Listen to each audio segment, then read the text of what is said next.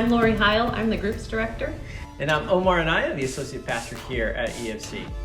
And whether you're joining us in person or online, we're so glad you're here. Here at EFC, we are multi-ethnic and multi-generational from all over different backgrounds, but we come together to worship Jesus. What you can expect from our service today is a kids ministry moment, some worship time, and an encouraging message from Pastor Rick.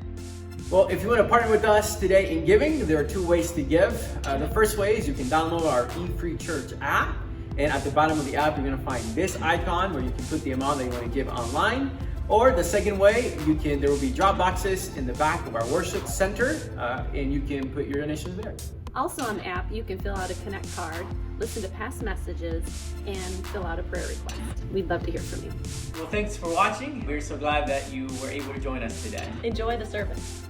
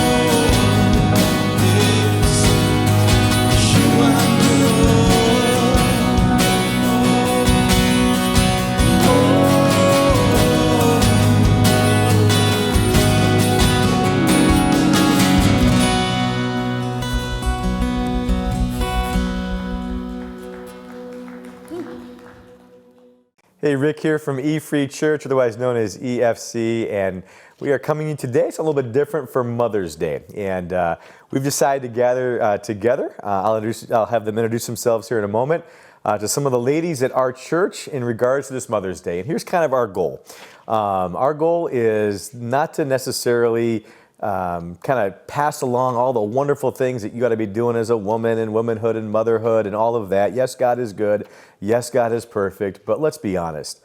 This last year has been really, really hard. And I wanted to get together some ladies to really encourage each other, be real with each other, and hopefully in their discussion with each other, myself, can be a blessing to you. Now, the verse I thought about is a verse that oftentimes you probably have heard is found in Hebrews chapter 10. And it says this, "And let us consider how we may spur another on towards love and good deeds, not giving up meeting together as some are in the habit of doing, but let's encourage one another all the more you see the day approaching." And so a big part of what we're going to do here is to try to encourage each other and encourage you about persevering and enduring in these difficult times as a woman and as a mother in different stages and just in different diversities. So thanks for joining us. And with that, let me just go ahead and have them go around the room and introduce themselves. So yeah, and to each other. Well, hi, I'm Melissa Juvenile, and I guess a lot of you probably don't know me all that well. I kind of just started coming to E-Free right when COVID stopped, or started. Yep. Hopefully it will stop. Yeah. But my husband is Andy Juvenile, the youth director at E-Free. So maybe some of you guys know him more than me. So I'm excited to get to know you guys a little bit more tonight. Good. Thank you. I'm Laura Sackett. I'm on staff at EFC as the communications director. 3 kids, great husband, 2 dogs. Life is good. What else do you need to know about us? Anything? Whatever you want to share, it's good. Yeah, thank you. Hi, and my name is Tamara Olabode, also on staff at E-Free for almost, not quite a year, maybe 9 months now. I'm sure many of you don't know me, but you do know my son, Jasil Olabode. Mm-hmm. He is one of my 4 children. Yeah, and I am excited to share with you guys today. Yeah. Thanks for being here too. And Jasil is our worship intern. So yeah, thanks for being here. I'm Lori Heil, on staff as groups director and mom to 2 of our own and 1 additional young man, and married to a wonderful husband, Mark. Thank you. Yep. Hi, girls. I'm Donna Wagner, and I'm married to Rick. And you guys probably already know me and about my family. 4 kids and 1 grandchild this year, and life is good, right? Real quick, they all mentioned they're married to wonderful husbands. Yes. Wonderful husband. Thank you. I'm Cheryl Charlton. I used to be on staff at E-Free for 12 years. Married to my wonderful husband, Art. I guess I'm obligated to say that. He's a great guy. I have 2 boys who are married and 5 grandchildren. Good. Well, and what you can't see is a couple of guys, Jameson brothers, and just a big thanks to them for putting this all together too. We couldn't do it without them as well. So, ladies, this is amongst ourselves, and just a discussion is just what's been really challenging for you this year. I mean, you know, Melissa, I remember that Andy came on staff. You guys just became a part of E-Free. It was actually Christmas, and then all of a sudden, the new year, and COVID hits. I mean, when you think about it, you stop and you slow down, you think about it. What's been really challenging this year? Because everybody out there has been challenged too. And it might be your husbands who are the challenge. I don't know. Well, I guess for me, after a lot of prayer and conversation, we decided what would be best for our family is for me to quit my job, full-time job, to stay home with kids and to have at least a year where I was home with kids. And I had these dreams, right, of like children's museum and the zoo and tons of play dates with lots of moms, and I'd get to build community and meet new people at a new church. And We'd get to spend a lot of time with my parents and just get really involved in the community. And then COVID, and I got a lot more quality time with my kids than I was expecting. And so it was a wonderful blessing to be home with my 3 kids and to not have to figure out how to work from home and manage all that like so many people do. But man, you guys, I felt like I was drowning in diapers and goldfish crackers with no one to talk to about it. And I would go for weeks without talking to another adult besides my wonderful husband. And he doesn't talk all that much. Right. And so those moments were just long, And I thought, like, I didn't even use my brain today. Like, I just made snacks all day. And no one said thank you for them. So for me, that was just the hardest of like, oh man, this is not how this year was supposed to look. With 3 young kids. So. And I appreciate you sharing that for all of us too. Share a little bit. How'd that make you feel? I mean, really, how'd that make you feel over time? I just felt really lonely. And I felt, like I said, I was getting lost in goldfish crackers. Like, I just kind of felt invisible a little bit. And that, like, I wasn't really doing anything that mattered. I wanted to do so many more important things. And so it was a kind of a hard, lonely year. Even though I was around crazy, chaos, kids all day, never really conversation, never really community, never really like connection. And I just think we all long for that. So it felt lonely, I can see that with being especially a younger mom. I was going to ask ladies, some of you though, is that anybody else experience that? Well, I think that the mom of a newborn would like a lot of that is a common motherhood experience. But then you add COVID on top of that, and it just ups the ante so much and intensifies everything. And my kids are older, so we're out of the goldfish stage. But yeah, my heart has just gone out to moms that I remember that stage and that season so well, and trying to think of navigating that with a pandemic on top of it. That's a lot. It's really hard. So you're here. You survived it. You made it. Made it this far. It'll be all smooth sailing from here on out, right? Sure it will. I'm sure. We need to make Survivor t-shirts. Yes. Yeah. Pandemic mom. And I just want to say this to add to that, Melissa, like, although last year was an extreme time for all of us, it was abnormal. But that feeling of almost a devalued feeling when you're just with kids, and especially when you're a person, woman or male, that has like these dreams and aspirations and these ideas and visions for what your life is going to be, and even what God calls you to. And a lot of times you have these promises from God and you're like, I know what God said concerning my life. Like, I know that. I have that vision. And then you have these children that you're blessed with that you have to steward their lives and their destinies and their purpose. And so for me, I mean, I'm a young mom, but I was a young mom having kids. So my kids, I'm like in that almost empty nest phase. My last one's getting ready to graduate. But for me, I always struggled with, I went from joy of having them to anger, that I felt like my life was being robbed a lot.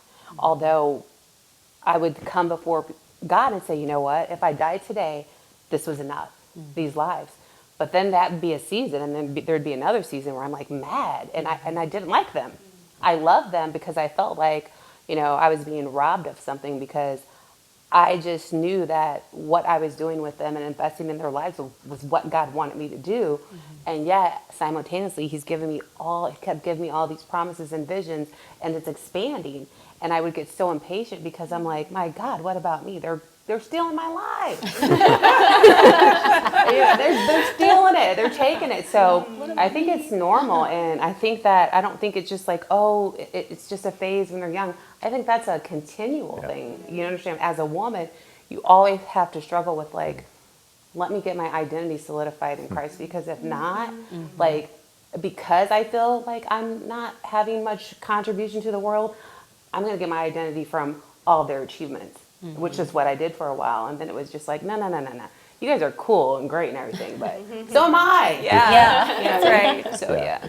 Yeah, thanks for sharing. And thanks for sharing, Tamara. And part of that is also because our task as parents, is to also launch them and have them leave and live, some a life, interdependent life too. So good insight. Others, yeah, great. I think it does continue to go on, like you said, even though your kids are older. For us, we had all 4 kids almost launched, and then a grandbaby came along, which is great and wonderful, and we have really enjoyed having her. But it's almost like because my daughter was so young, having her baby, it wasn't an expected thing. Here we are starting over again, like, wow, because she's really going to need a lot of help. And she does. But she's also a great mom, and she's learning and growing, and things are, kind of moving along. I can totally relate to that idea of, wait a minute, this was supposed to be a new season of our lives, and it's almost like we're starting over again in some ways because she needs so much help. But that's okay. I mean, we wanted to, and it was sometimes. I think the way I have kind of gotten through that over the years is, and I remember it happening even after we had the 2 little ones, and then we had our third. And our third was very unexpected, and the second and third were very close together, and it was like, wow. I just felt, so overwhelmed. There was a point in time where it was just like, you know what? You have to just accept life as it comes at you, and you have to just be okay with what is, instead of always push back and pushing against what we want to control and manipulate and have, and instead just enjoy the moment, enjoy learning how to enjoy what's right here instead of hoping for what's to come. It's hard. Good. Good Well, I think that connects so much too with everyone's reality this last year, moms, dads, just the human experience of 2020 and beyond. Like, so much of this is just not what we would choose. It's not our plan. Things have been unexpected. Things have been rearranged and canceled and all that. And the pushing against it, that's our tendency. It's like, what is happening? This is ruining, and these little moments of sanity that I've been able to find have largely come in those times when I'm just able to say, all right, and let go. And I hope that I can take that with me, like beyond all this, like that's a life lesson right there. But man, it's hard. I think we make life a lot harder when we push against it. It's just, you gotta just have, experience what it is, because we really don't have the control that we think we have. Yeah. And I don't know. That's kind of what I've learned with, and in the pandemic, going back to that whole idea. This isn't maybe a motherly kind of a experience, but it was just more of a personal. The pandemic was just scary for me. Like, what is happening? And what is, I heard all about the underlying health conditions, and I have asthma, so I thought, if I get this, I could die. I mean, I truly felt like maybe I might die, and having to kind of just navigate that idea and let go. And again, understand that there's nothing in life that you can really control, that you have to, whatever comes at you, absorb it and I don't know, just learn from it. Almost embrace it. Yeah. And even I think something I just read recently, again, one of the most powerful things is actually admitting your powerlessness. But that's the great reversal. That's the upside down of the kingdom. So, yeah. Well, I'm in another stage of life that I don't have the young kids to distract. And so for me, COVID was, I was thinking about this the other day, and I thought it's almost like the Abraham Lincoln Museum, that one whispering wall. I felt like I was going through and hearing all this junk being thrown at me.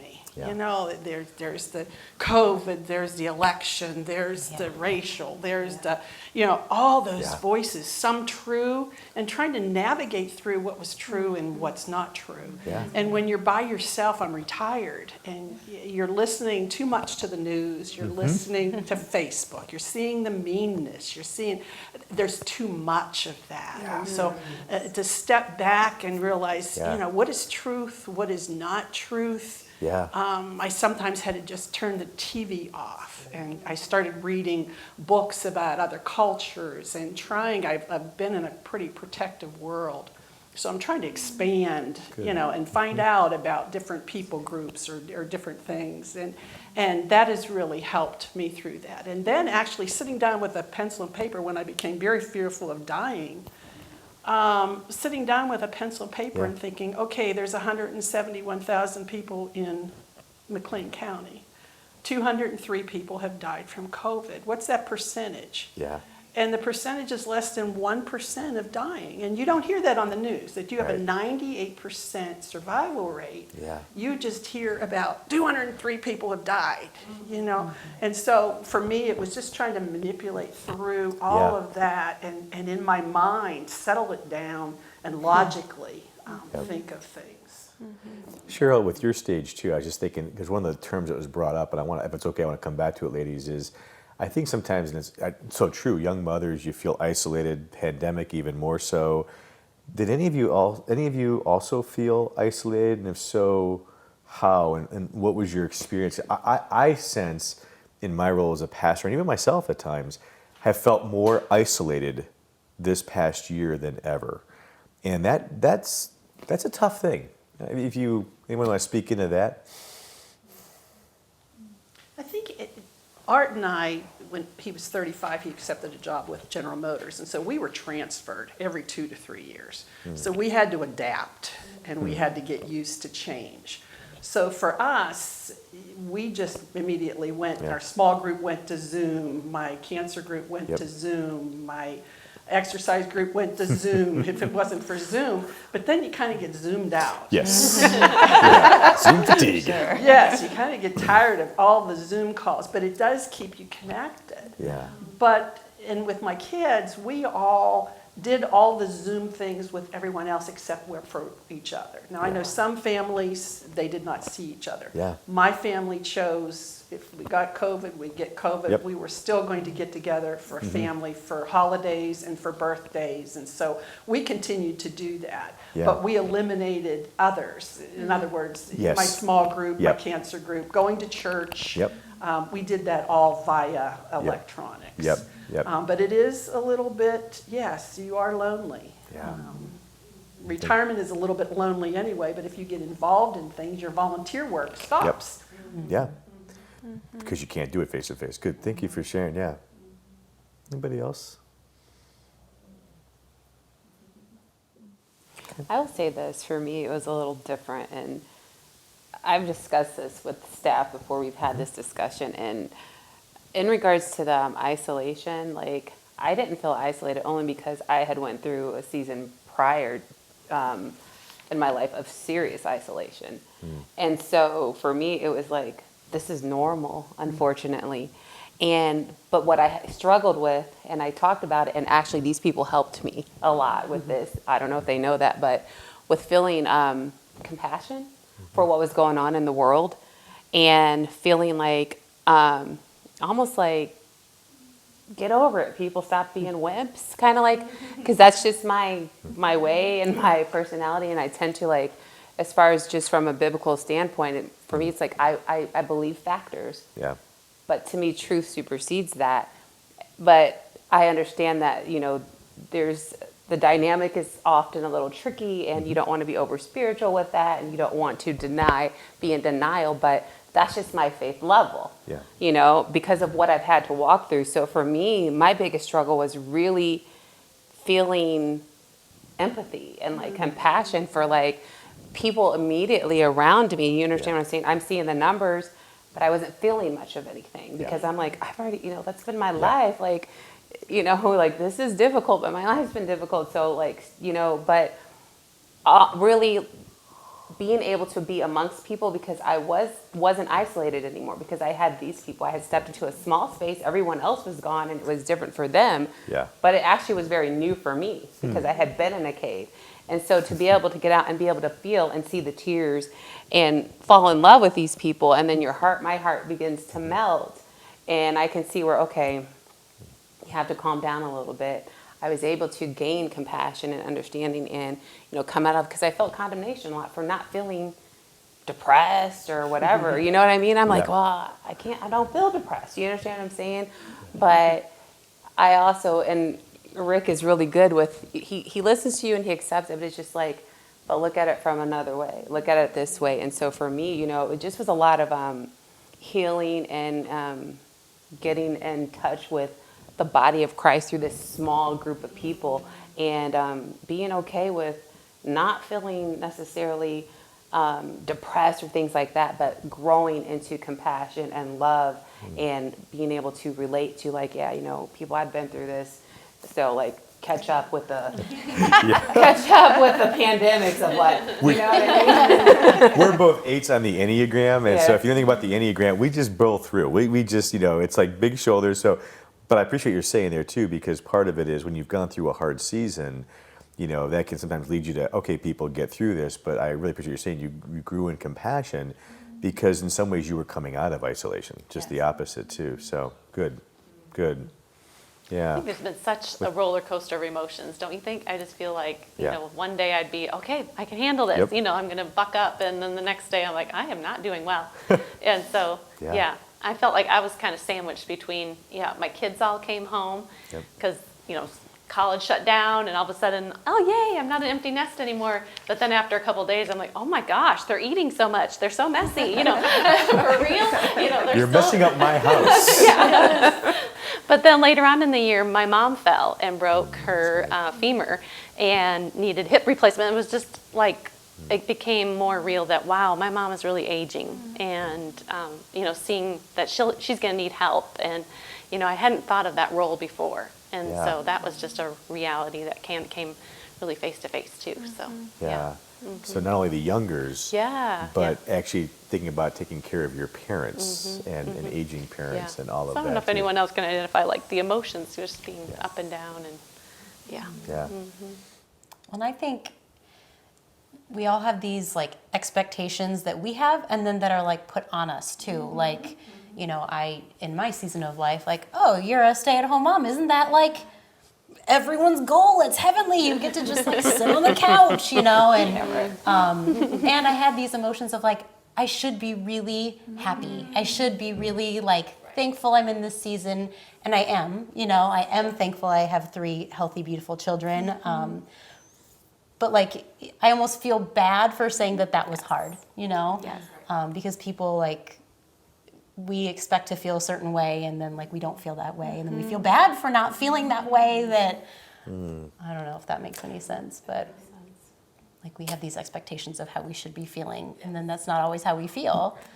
Where do you think that comes from? Can we go there a little bit? Let's push on that a little bit. Where does that come from?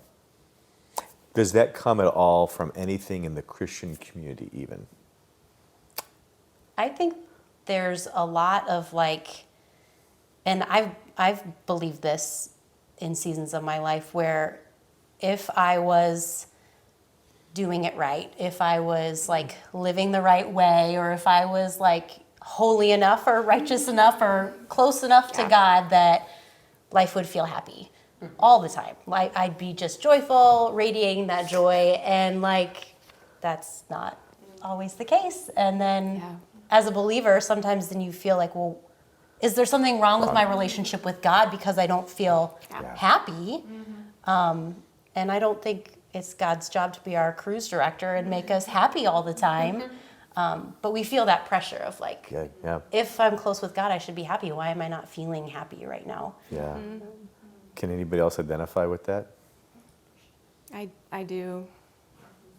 Yeah, I think for me, the narrative is like, if you were a better Christian, you would not be struggling so much right now. If you really believed like you should, you wouldn't be doubting this, or you wouldn't be angry, or you wouldn't be brokenhearted, or, you know, whatever it is. And man, it's been a real struggle. And along the way somewhere I read someone who was talking about this battle that we have for our minds. And this isn't just moms, this is just humans. But this idea that Jesus, his voice is the cheerleader voice.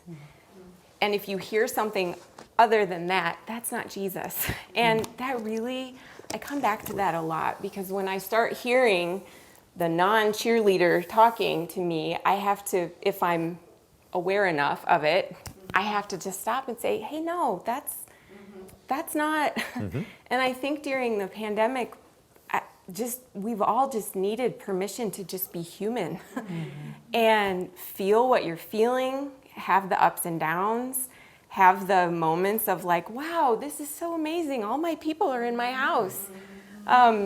Wow. They're all still in my house. This is torture. Still in my house. They never leave, and I can't find a minute to think. Just all of that. Like, I don't know. Yeah. So it's been a lot. It really has. But to me, I think we trip ourselves up in holding ourselves to this standard that God doesn't even hold us to. He knows we're human. He has more grace for me than I do for myself. And that's been, this last year has just had a lot of extra moments of me trying to learn that. Like, yeah, you need to be better, but yeah, you also need to just allow yourself to be in the hard places and just be there. So I agree. I think sometimes in the hard places and just allowing it to be what it is, and knowing that God is in that too. He's not just in the times when we're happy or perfect, because none of us are, and yet he's, I think your sermon's the backwards way. I mean, I think we learn the most when we suffer and when we go through hard things. It's not when you're having these perfect experiences. I think, don't you think? I do. I mean, I know that's what it's been for me, and just being able to sit with it and allow it just to be what it is. I don't know how to explain that, but I don't know, just feeling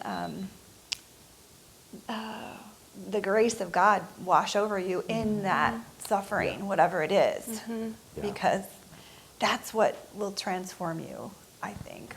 More than thinking, I got to be perfect and I have to manipulate this situation and so I can look like this. And I don't know. I know in my time as a young mom, I used to always feel, that I wanted things to be just so, and I only had one chance to be this perfect mom, and I got to get it right. And so I was always looking for what was wrong, or what.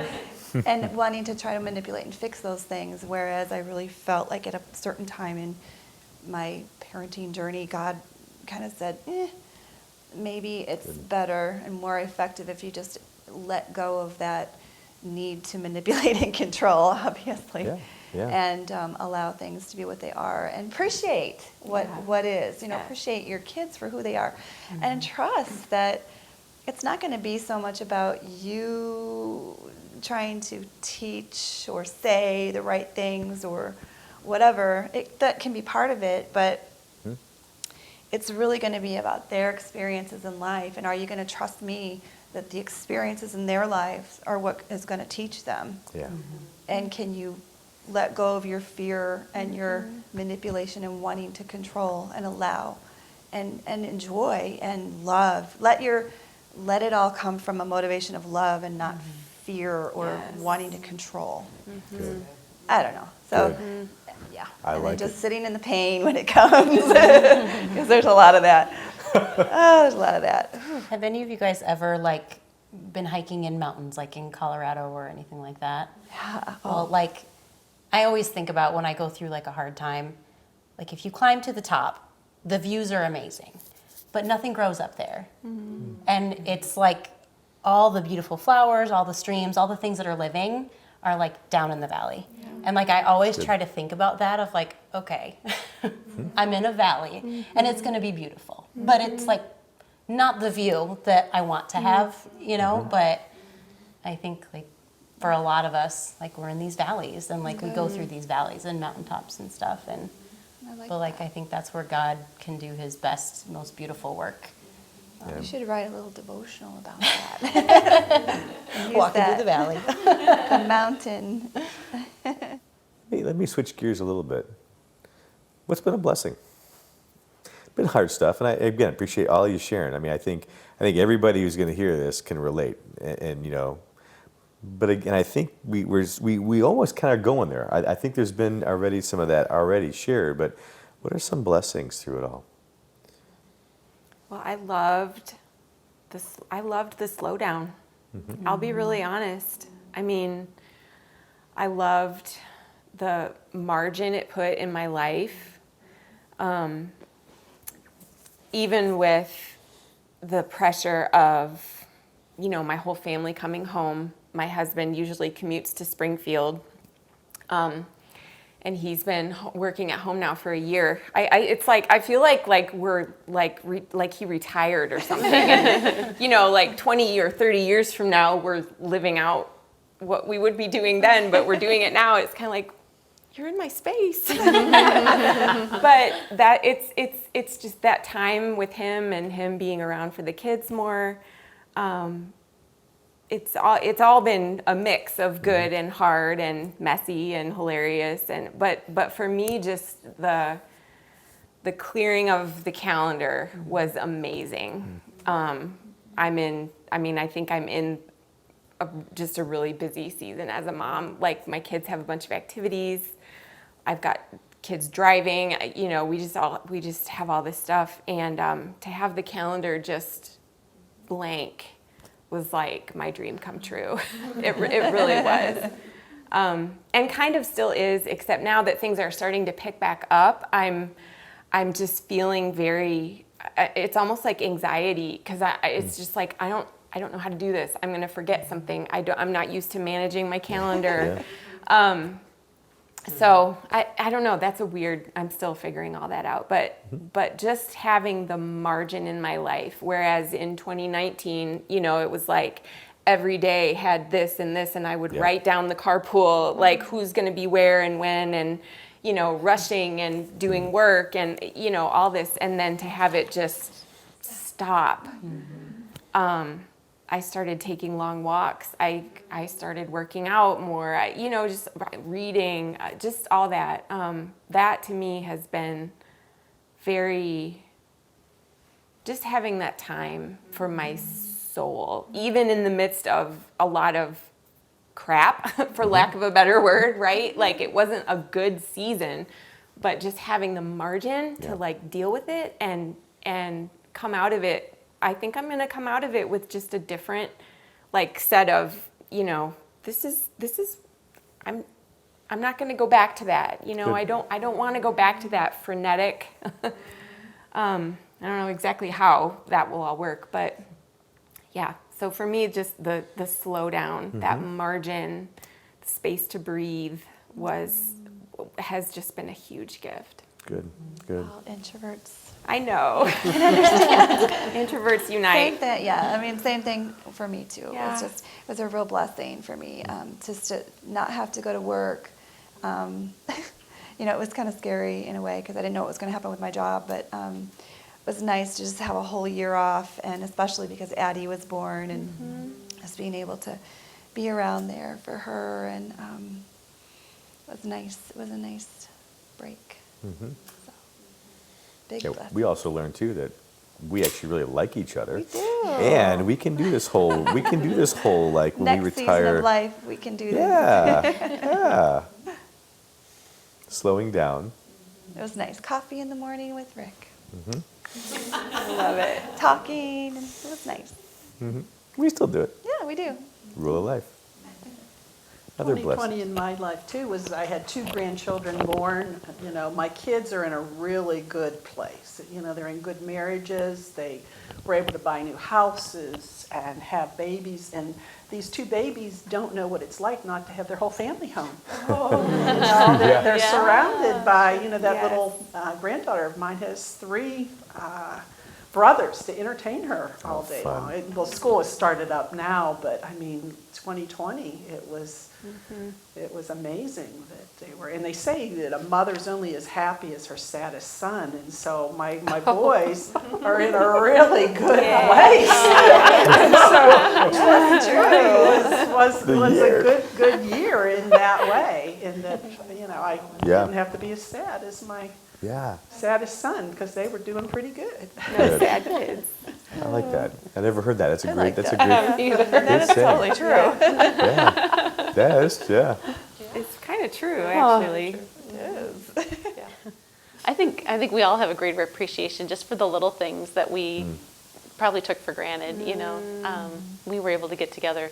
We waited till January to have a family Christmas, and there was, you know, like 20 of us. We probably broke some rules, but we all got together. It was like, whoa, you know. I think any other year we would have taken that for granted, and so it's just like the little things of getting together.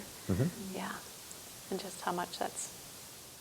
It's almost like we had an opportunity to be moving again from human doings to human beings. I think our tendency in our culture is to be, and we know that, human doings versus really being human beings and giving ourselves permission to slow down. And what would you, time is winding down here a little bit, what would you pass on to others in this room, to others that might be listening, to maybe even, what would you pass down? Here, maybe a question to this is, what would you pass down to a younger version of yourself even? So if you're 60 or 70 here, it'd be your 30, 28-year-old self. What would you, if you're, or other, what would you, what little wisdom would you, boy, if you can go back in time.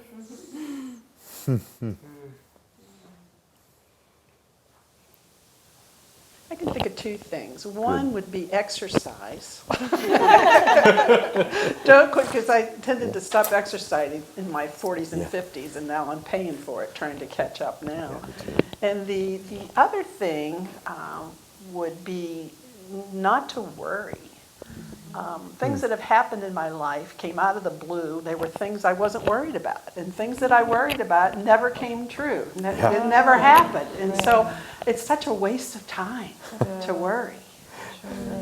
Almost like there should be a Bible verse on that, right? Oh, wait. That's great wisdom, though, Cheryl. I love that. Yeah. I think mine, I just think, like, I mean, what did I just say? Like, don't take yourself so seriously. Like, the things that you're so worried about or insecure about, like, nobody's paying attention. I mean, people really just don't pay as much attention to you as you think they do when you're younger, or even when you're older. So just, be yourself and don't people just really don't notice the things that you notice. You pay a lot more attention to yourself than the people around you do. So instead of being worried about yourself, just focus on the people around you, because that'll make all of you feel better. You'll get your focus off yourself, and the people around you will feel loved and seen. That's just, I don't know. I think it took me a long time to figure that out, and really, I mean, I'm still working on it. I think we all are. Good. I think I would tell my younger self that, like, God made you on purpose how he made you, and for a purpose. I've spent, I'm not that old, but I've spent a majority of my life looking at other people's, why don't I have that gift? Or why can't I serve in that way? Or why can't I be more like that person? Longing for other people's outward expressions of their faith or expressions of whatever themselves, and thinking, why don't I have that? Why can't I be that? instead of just resting in, no, God made me like this for a reason, and that I have things to offer as well, not just that person over there does. Right. Yeah. Good. I think for me it would be just realize that everybody's at a different place along the journey, and not to judge or compare yourself, and be willing to forgive if somebody doesn't understand your journey, and just give grace to other people who might have a I don't know. I can totally see myself in other people. Like if you have your faith in a itty bitty little box and you're really threatened and scared about anybody who's outside of your box, that you can, it's a scary thing to be in a little box and to, whoa, wait, you what? You think that? Why do you think that? Or you don't believe this? Or wait. And I get that. I've been there. And so give grace to those people rather than, I don't know, just getting upset and worried about it. And, I don't know if that makes sense. But It does. And just being okay with who you are and where you are in your journey, and knowing that God has you in the palm of his hand, and you don't have to necessarily worry about what everybody else is thinking and feeling, and yet love everybody, without judging everybody else where they're at on their journey. I don't know if that makes sense. It does. Good. And I'd say what I'd tell my younger self, and I don't know how to say this, but I will say it's okay to have standards, and it's okay to have high standards. However, you need to really discover, the difference between your version of high standards, or your definition of a high standard, and God's definition of a high standard. Because with your definition, it's impossible to carry it out, and that comes with a lot of, you're never pleased, you're never fulfilled, you're always longing for more. You can't enjoy the journey. You're always rushing to the destination. Yeah. I would say when you really, seek from a young age to understand God's version of excellence, according to He is the standard. And obviously we can't measure up. That's why Christ came, you understand, and died, and everything that comes with that. And so it's just like, put your standard on the altar, and His yoke is easy, His burden's light, and the journey is, heaven's wonderful, but He put us here for a reason. You understand what I'm saying? Yeah. And steward that journey well, and know that your standard can never compare to His, and you can measure up only in Him, not in and of yourself, and no one else around you can either. So take that burden off of yourself and off of others. Good. Kind of a running theme, by the way, I think, is we all know that God loves us, but the one that maybe we don't realize that you're kind of all hitting on, God also likes you. Yeah. But I don't know why we don't teach that more. He likes you. Anyone think, LH on it? I was going to say, I love how God has uniquely wired each one of us around this room, and yet I feel like, He's also, He's wanting us to pursue Him. I think that's kind of come out in this talk tonight, and I think if I were to go back in time, I would tell myself to relax, not be so hard on myself, and that it's okay to say no sometimes. I think He's wired me to always want to be helping and doing other things, and it's okay to have some boundaries. So, except if your boss asks you to be a part of a circle like this, then you gotta say No, panel discussion. How'd that work out? Yeah, I think that's great, you guys. I think it's really, really good. I agree. I think enjoy the journey. At 53, having gone through a lot of ups and downs, I think part of it is just in goals and aspirations. And I think when I talk about going up to the right, that's personal. That's real personal, more than you probably know. And I think realizing that what I'm learning, and I'm not there yet, but I'm learning is it's really redefining what success is. I'm in the midst of that journey, is really defining what success is. And because I think my younger version of myself had misperceptions, misconstrued, and even idols of what success is that needed to die. And that's a process that's been ongoing for quite a few years now. And I'm beginning to see the other side of it, and I'm glad. I'm glad. Rick is becoming more contemplative.